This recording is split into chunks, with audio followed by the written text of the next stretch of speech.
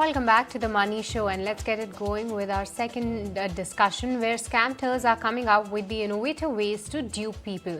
If you are not aware of their latest methods and tricks, then you can easily fall into their trap, resulting in the loss of time, money, and personal information. And so on to the Money Show today, we will discuss how you can identify these scams and protect yourself. Let's welcome on board Rahul Tyagi, who is the co-founder of Safe Security, and take the discussion forward. Hi, very good evening, Rahul, and thank you so much for your time to ET Now.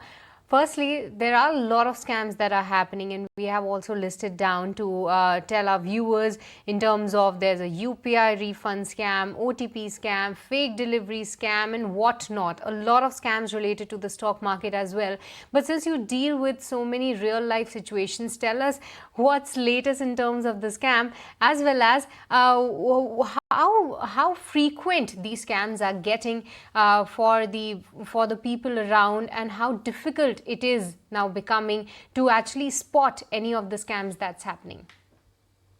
Thank you so much, Srishti, for having me, first of all, and it's a pleasure to always be on your show. So, I think you rightly said that the scams are getting more innovative thanks to AI and so on and so forth. The latest scams which are coming right now is AI-based scams, where criminals will be taking an audio note from your WhatsApp messages, or they will call you and they will have a conversation for 5 minutes and cut the call. But in that time, they will record your audio, and with the AI, they will map your parents or any elderly member in your family and use that voice to ask money from them, and for a short period of time. For example, they will call your family member and say that I'm in trouble, I'm being arrested by the cops, and hey, please talk to my lawyer.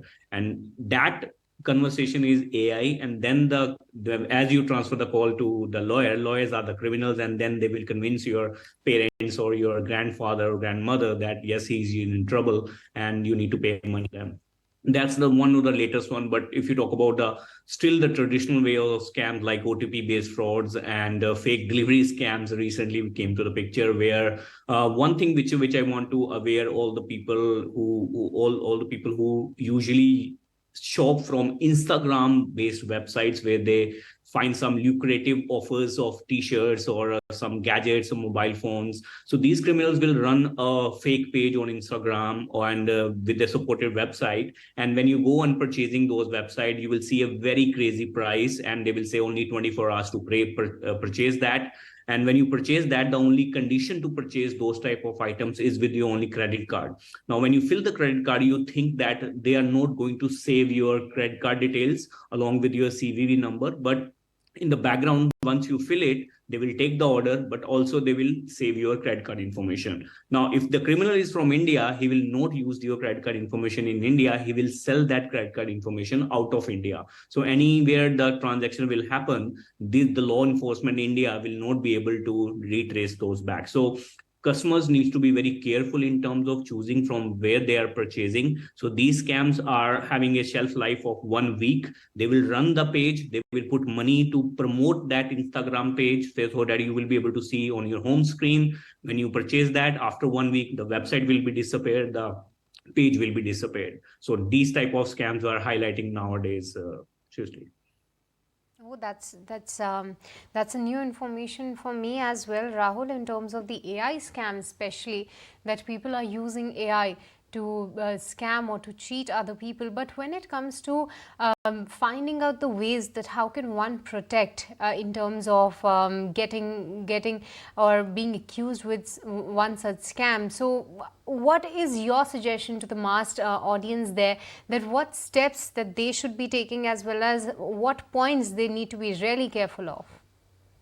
Absolutely. I think so. I think the biggest worry is for the teenagers and the elderly people, where these criminals play on your fear and the urgency. So, for example, you'll get an SMS from Paytm or any other wallet that your money has been deducted from your wallet. You'll get an SMS with a link that please click on the link to see how much money you have spent, where you have spent. Now, what people do is in the urgency and hurry, they will just click on the link. So they have to avoid that. In case you get any message either from your bank or your any wallet, you need to go to your wallet application, official mobile app, or the net banking and check whether that transaction has taken place or not.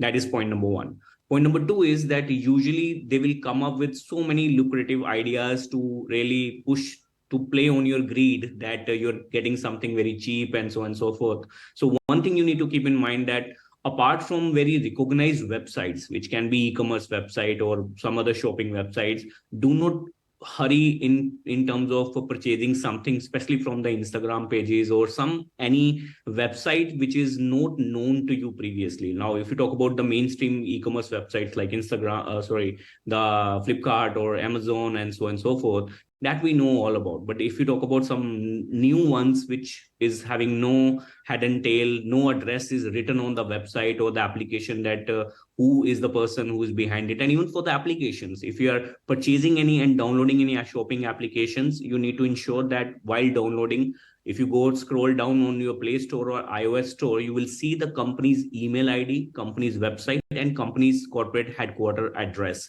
Usually the fake application which takes place on these frauds, they do not have any address, and they usually have their Gmail ID or a Yahoo ID. These are the things which are very, very things to take in care, to look at before you're going for the shopping. And the last and the least thing is, make sure that you avoid saving your credit card informations, and always have that much amount of money in your wallets which required for a certain type of payment. For example, if I want to shop something from Paytm which costs me $500, then I will go to my online banking and I will transfer the UPI amount 500 rupees in my Paytm, then only do the purchases. So as per the requirement basis, you transfer the money from your main account to the wallets and then do the purchases. Because in case someone try to do a fraud in your wallets, you don't have that money, right? So that will not work on them. So these are things they need to be aware of whenever they're doing, and these, I think, will help them to stay away from these kind of frauds.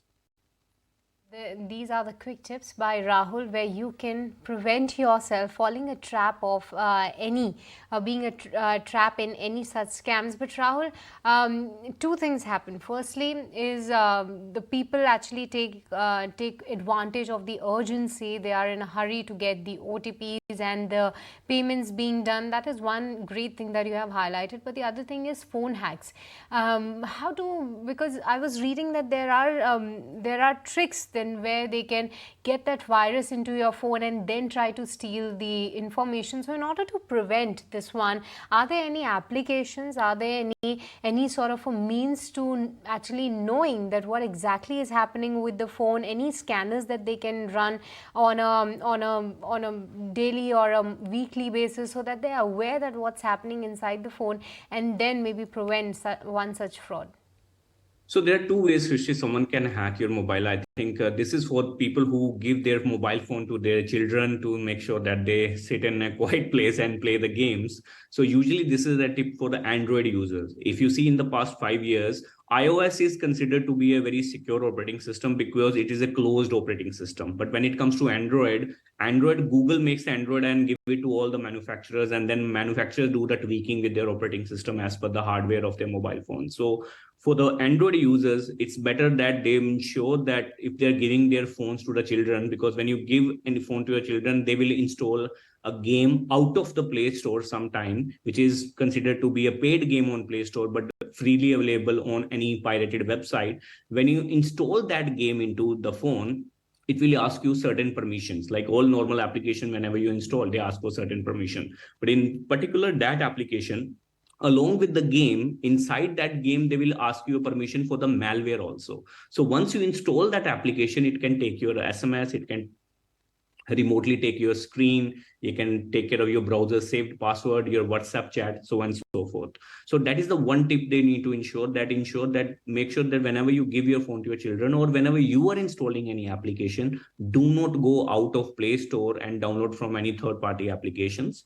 And that will be a good tip for them. And in case you think that you you want to identify, you need an application badly and it is on Play Store, but you are not sure that application is secure or not. You need to go to the comments of the users which are given on that Play Store application, because sometimes when someone has used that application, he becomes a victim and then he posts those comments. Usually these companies cannot delete those comments, so that can be a very good highlight for a user to be worried about whether they should go for that application or not. And it's all about installing a malware application accidentally or intentionally, which can give a remote access to your mobile phone to anyone. And to protect it from in a very normal way, please have a free of cost or a paid antivirus solution. It will cost you about 500 rupees, any antivirus, because so mobile phone is not all about your data, it's about your personal information, so and so forth. And once it's going in the public domain, criminals can use in many ways to extract money out of you. So at least for the least security, have a good antivirus purchased on your smartphone. Okay, thank you so much, Rahul, for highlighting all those details for our viewers. With this, we'll let you go on that. It was a pleasure having you on the channel. Same here, sister. Thank you so much. Bye-bye.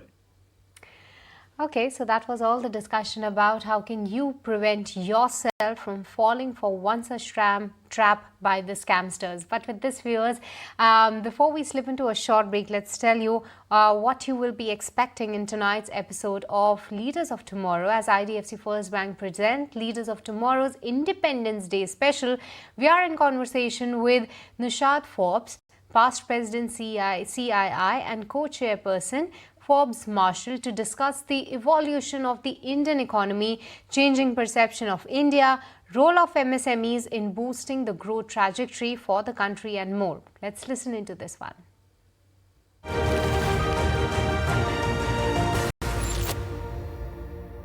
In what ways do you believe the growth and empowerment of MSMEs can contribute to the overall socio-economic development of the nation? So MSMEs are a very important component of any economy, and especially any large economy. And they are for a few different reasons. First, it's how you get new firms. New firms start up as small firms, and some of those grow into big firms given the right environment and the right strategy over time. But MSMEs are also an important part of the economy because they tend to be very employment intensive. So, for example, in India, MSMEs dominate the hospitality industry, the retail industry, the logistics industry, all of this, the tourism industry, all of these are high employment sectors. So MSMEs account for a very large share of employment in the country. And that is very crucial for an economy like ours that's consumption-led. Consumption accounts for about 60% of our GDP and also our GDP growth. And if MSMEs thrive, then so does consuming power by the wider part of society, and the wider economy does well as a result.